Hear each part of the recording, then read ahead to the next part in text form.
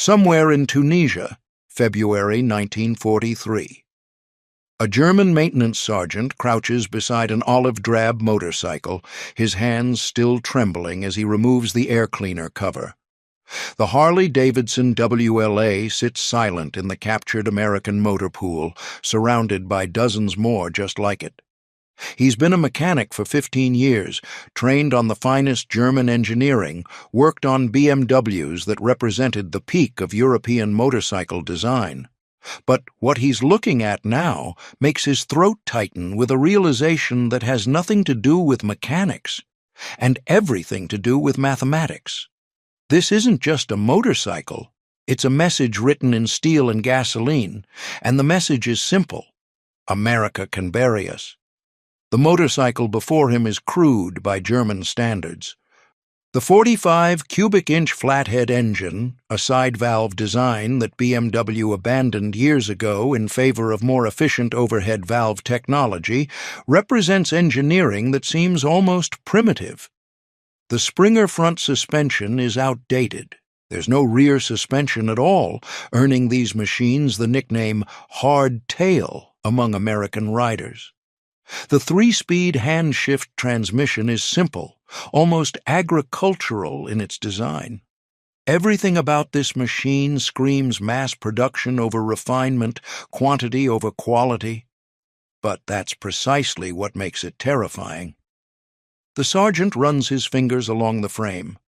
The welds are good, not exceptional, not the precise work of a master craftsman, but consistently good.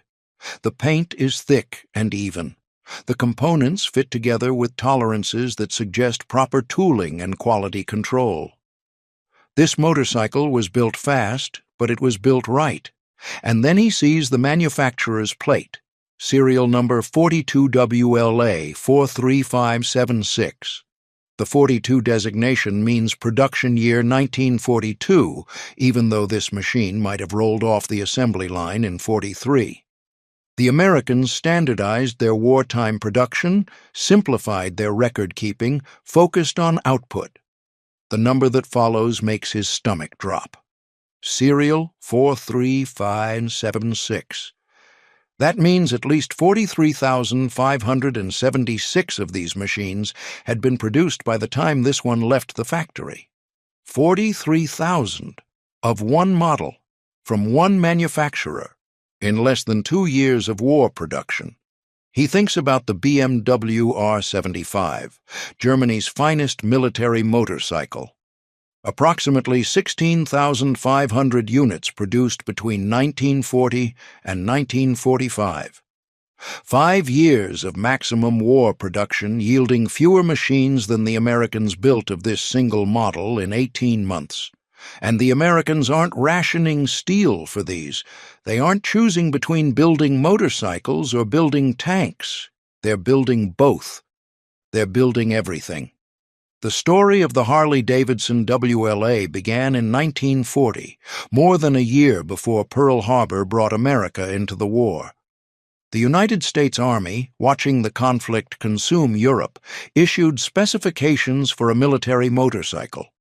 They wanted something simple, something reliable, something that could be produced in vast quantities by workers who might never have built a motorcycle before.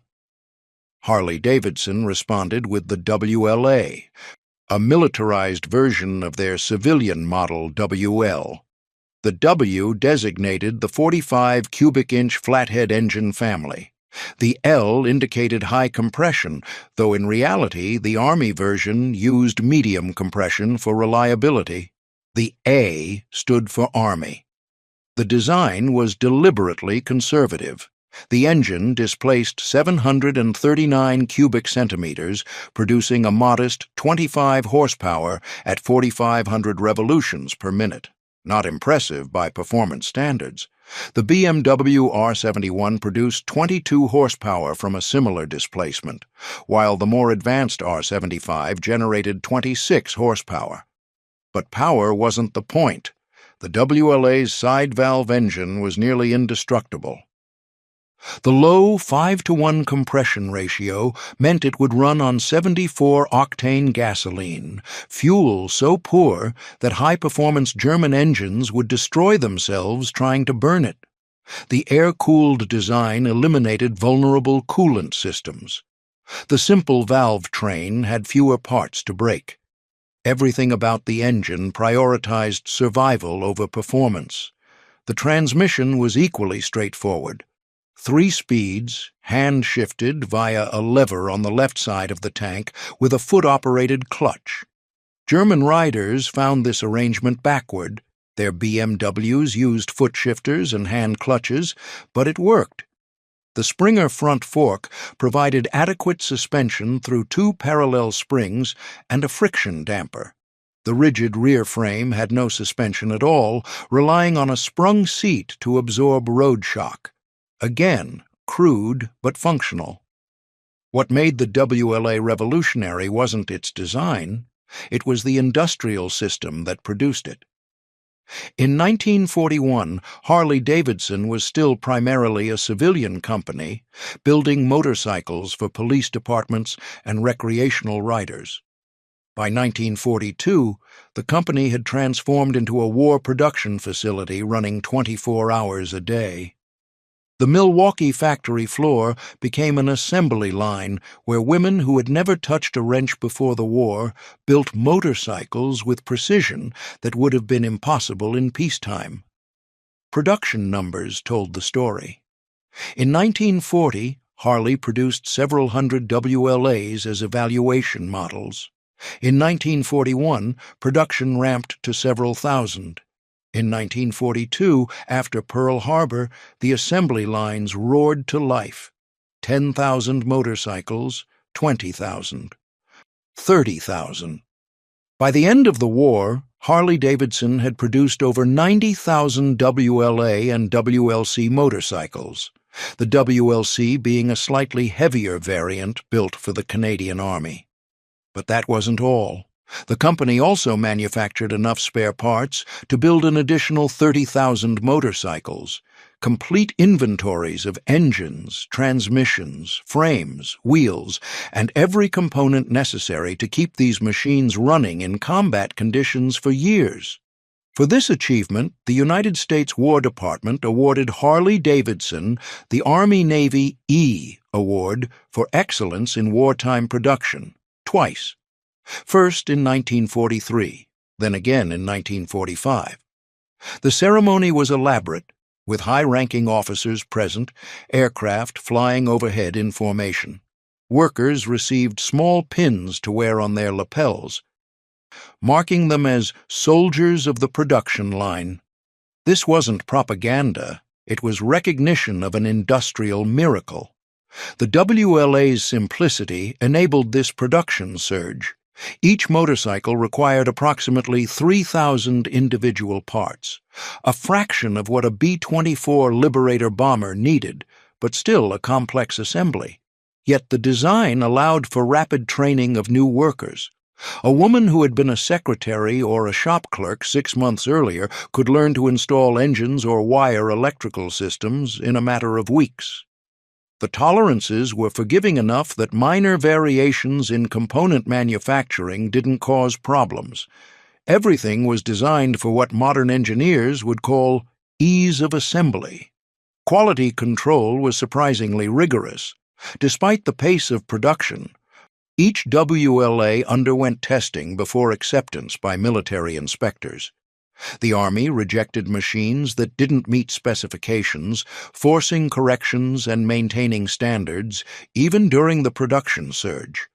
The rejection rate remained low, suggesting that the simplified design worked as intended, building quality through smart engineering rather than intensive craftsmanship. Then came distribution.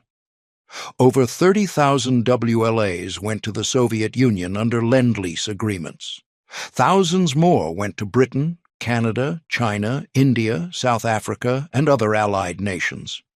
American forces received the remainder, deploying them across every theater of war from the European theater of operations to the Pacific Islands, from North Africa to China, Burma, India. The WLA became the most widely distributed American motorcycle in history, serving in climates ranging from Arctic cold to tropical heat, from desert sand to jungle mud. Back in Tunisia, the German sergeant has moved beyond the first motorcycle. He's inspecting the motor pool, counting machines. 73 WLAs in this depot alone. 73 motorcycles that represent maybe 3 days of American production. He thinks about the industrial capacity required to build these machines and ship them across the Atlantic Ocean, across thousands of miles of submarine-infested waters, and then distribute them to forward units. The Americans lost ships to U-boats. Everyone knew that, but they built replacements faster than Germany could sink them. These motorcycles crossed the ocean in cargo holds, packed and crated, arriving in North Africa to support operations thousands of miles from their manufacturing plant. The sergeant examines a maintenance log left behind during the American retreat. The WLA in question has 3,200 miles on the odometer. The maintenance record shows regular oil changes, 1 clutch adjustment, 2 sets of spark plugs, 1 carburetor cleaning.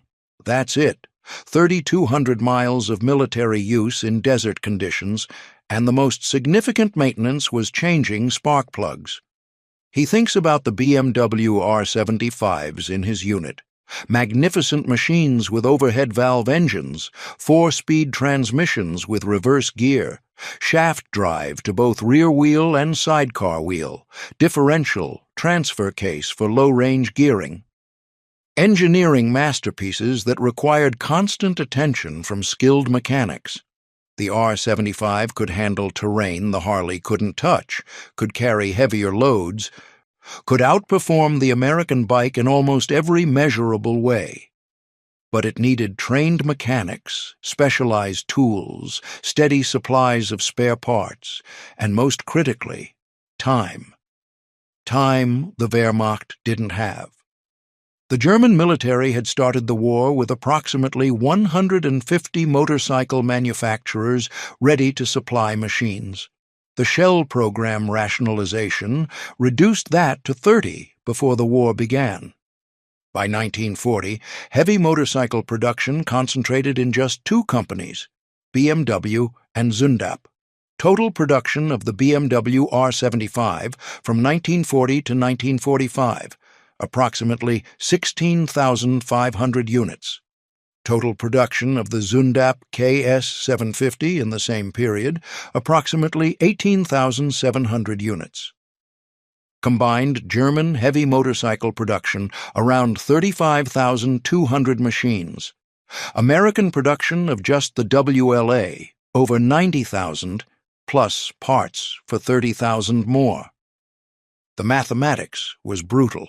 For every German heavy motorcycle built, the Americans produced 3 Harley-Davidsons. But the disparity went deeper than simple numbers. The Germans were building their motorcycles using skilled labor, precision tooling, and materials increasingly scarce as the war continued. Every BMW R75 required resources that could have built something else: a weapons carrier, an artillery prime mover, a light reconnaissance vehicle. Every hour of skilled labor invested in motorcycle production was an hour not spent building tanks or aircraft or submarines. The Americans built motorcycles almost as an afterthought, a minor line item in an industrial mobilization so vast it defied comprehension. While Harley-Davidson built 90,000 WLAs, American factories produced over 86,000 tanks, almost 300,000 aircraft, 2 million Army trucks, and nearly 193,000 artillery pieces. The United States manufactured almost 2/3 of all Allied military equipment used in the war, and did so while maintaining civilian production that would have been the envy of any European nation at peacetime levels. The German sergeant finds an ammunition box attached to one of the Harleys. Inside, tools, a simple tool kit designed for field maintenance. Wrenches, screwdrivers, pliers, spark plug sockets, everything a soldier would need to perform basic repairs. The tools are stamped steel, nothing fancy, but adequate. Every motorcycle came with these tools. 90,000 toolkits distributed across the globe, ensuring that broken machines could be fixed in the field without returning to depot-level maintenance. He thinks about German supply chains, already stretched to breaking by the vast distances of the Eastern Front. Spare parts for BMW motorcycles came from Munich, routed through a distribution system designed for a much smaller military operating in Central Europe. Now, German units fought from Norway to Egypt, from France to the outskirts of Stalingrad, and the supply system couldn't keep pace. A BMW with a broken transmission might sit useless for weeks, waiting for a replacement to arrive from Germany, if it arrived at all. Meanwhile, Allied bombing was systematically destroying German industrial capacity, reducing production while simultaneously increasing the rate at which equipment needed replacement. The WLA represented a different philosophy entirely. Build it simple. Build it tough.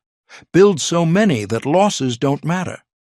If a WLA broke down and couldn't be fixed quickly, the Americans abandoned it and requisitioned another from the motor pool.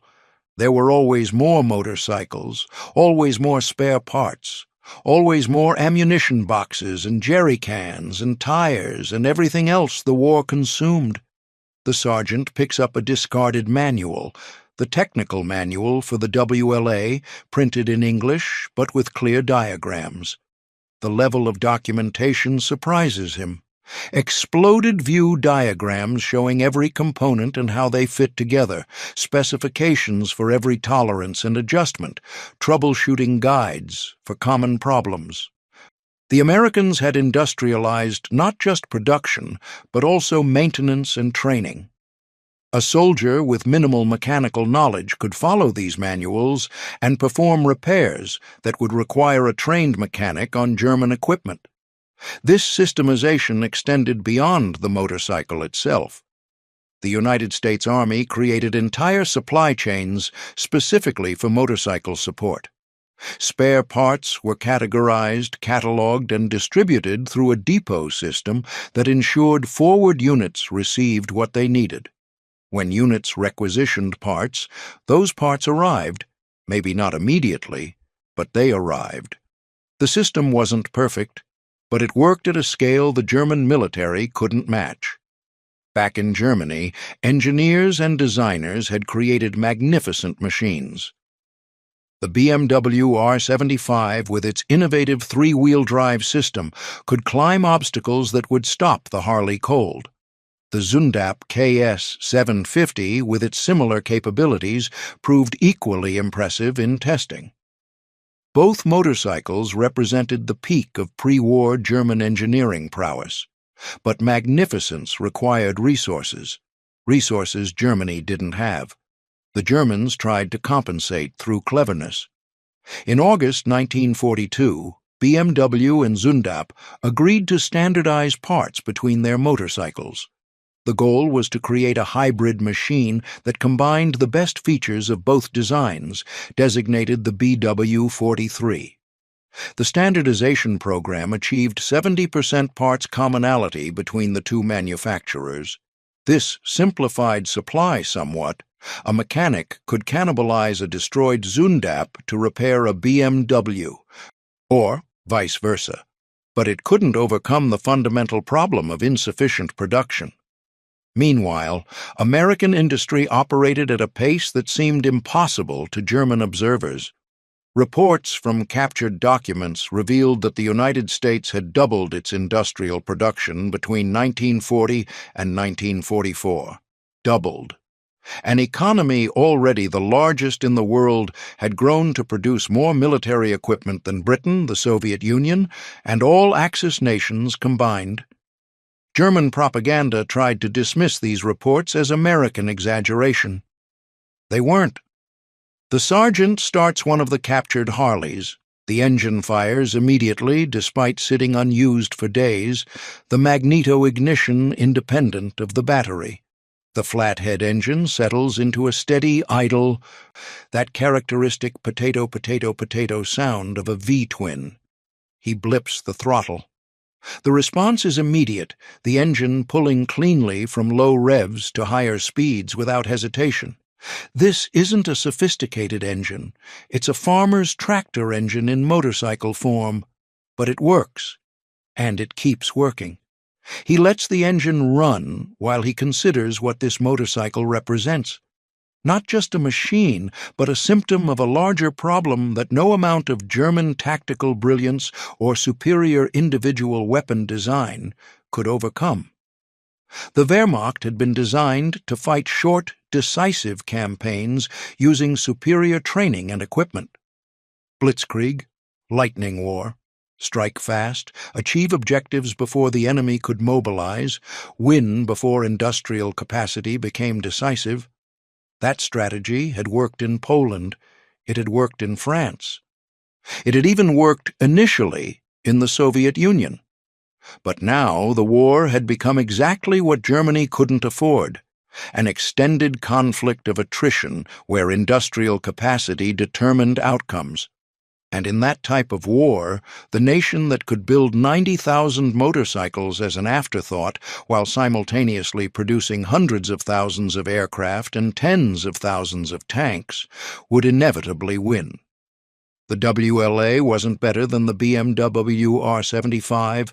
In most performance metrics it was worse, but the WLA existed in overwhelming numbers, supported by inexhaustible supplies and maintained by soldiers following comprehensive manuals. The R75 existed in limited quantities, supported by supply chains that couldn't keep pace with combat losses, maintained by mechanics who were themselves becoming increasingly scarce as casualties mounted. Other German soldiers have gathered around, watching their sergeant examine the American motorcycles. One of them, a young private fresh from training, asks if they can use these captured machines. The sergeant nods. Yes, they can use them. The WLA is simple enough that any rider familiar with motorcycles can adapt quickly, but using them means facing the psychological reality that every soldier in this maintenance bay now understands. The Americans have so many of these that losing dozens, no, hundreds, barely registers. They'll build more. They'll ship more. They'll keep coming with more equipment than Germany can destroy. A lieutenant arrives, surveying the captured motor pool. He asks about serviceability. The sergeant reports that most of the Harleys are operational, requiring only fuel and minor maintenance. The lieutenant nods, making notes. These motorcycles will be put into service with German units, pressed into the Wehrmacht's order of battle because Germany needs every vehicle it can field. This was standard practice. The Germans used captured equipment throughout the war. French motorcycles, Soviet motorcycles, American trucks, British weapons. Anything that could be maintained and supplied went into service because German production couldn't meet demand. But using captured American equipment meant acknowledging that the enemy's industrial surplus exceeded Germany's frontline production. It meant admitting that the Americans could afford to leave behind, in a minor withdrawal from one small sector of one theater of war, more motorcycles than some German units received as original issue. The psychological effect of such realizations spread through the Wehrmacht like a slow poison, undermining the confidence that had carried German forces through the early war years. The sergeant knows the R75 is technically superior. He knows the Zundap KS 750 is a better motorcycle for military applications. He knows German engineering represents the finest traditional craftsmanship in the world, and he knows, with the cold certainty of mathematical reality, that none of it matters. 73 Harley-Davidsons sitting in one captured depot in Tunisia. 90,000 built. Parts for 30,000 more. This was what defeat looked like when dressed in olive drab paint and equipped with Springer front forks. The Americans also understood something the Germans missed. The motorcycle itself was almost irrelevant. What mattered was the system, the training, the supply, the maintenance, the replacement pipeline, the industrial base that could lose equipment faster than the enemy could destroy it and still maintain numerical superiority. The WLA wasn't a marvel of engineering. It was a component in a military-industrial machine so vast that its full scope remained incomprehensible to those fighting against it. In Milwaukee, Harley-Davidson workers, many of them women who had never worked in manufacturing before the war, assembled motorcycles at rates that would have seemed impossible in peacetime. They worked 3 shifts, 24 hours a day, 7 days a week.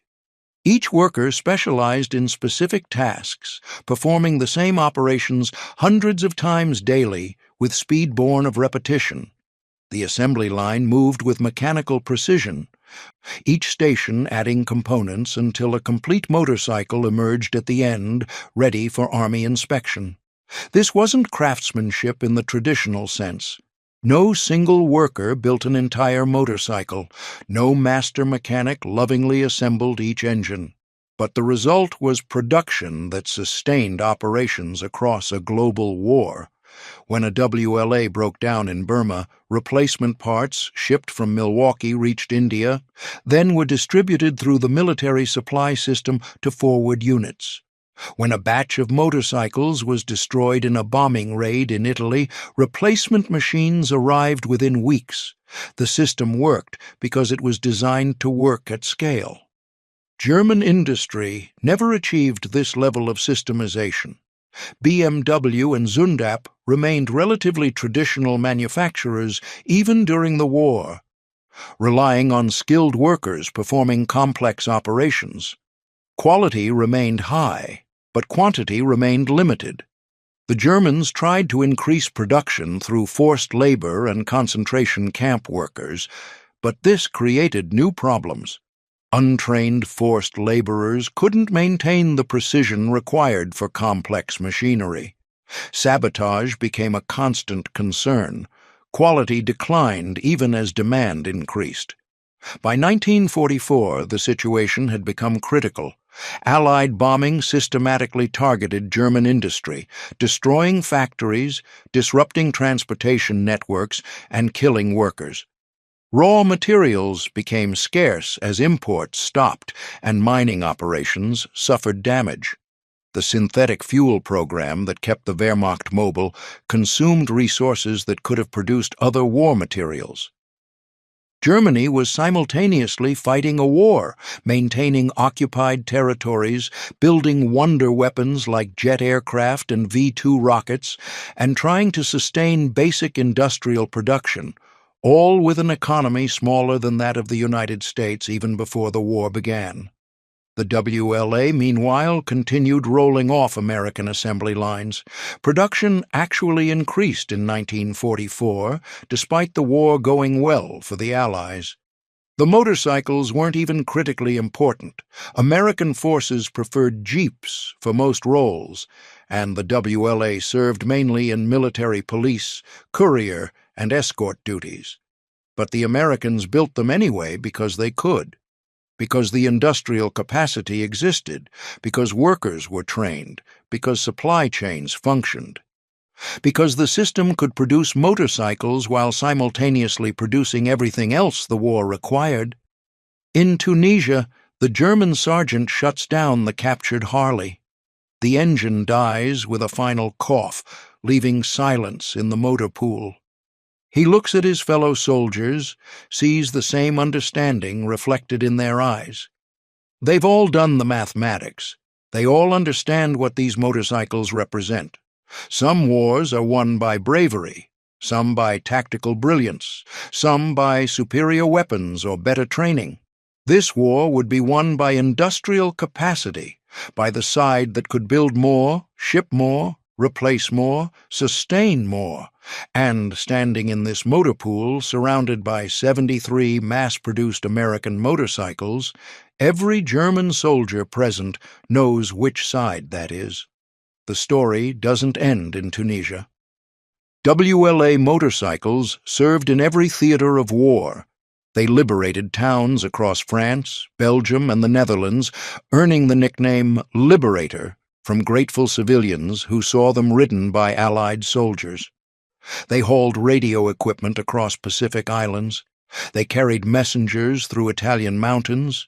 They escorted convoys in India and patrolled streets in China.